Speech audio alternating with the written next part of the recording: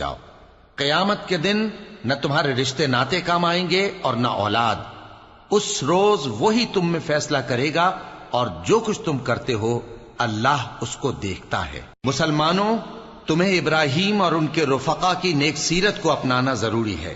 جب انہوں نے اپنی قوم کے لوگوں سے کہا کہ ہم تم سے اور ان بتوں سے جن کو تم اللہ کے سوا پوجتے ہو بے تعلق ہیں، ہم تمہارے معبودوں کے کبھی قائل نہیں ہو سکتے، اور جب تک تم ایک اللہ پر ایمان نہ لاؤ ہم میں تم میں ہمیشہ کھلم کھلا عداوت اور دشمنی رہے گی۔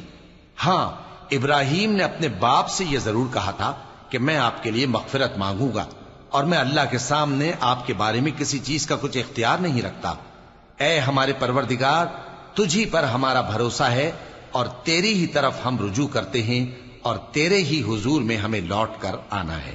اے ہمارے پروردگار، ہم کو کافروں کے ذریعے فتنے میں نہ ڈال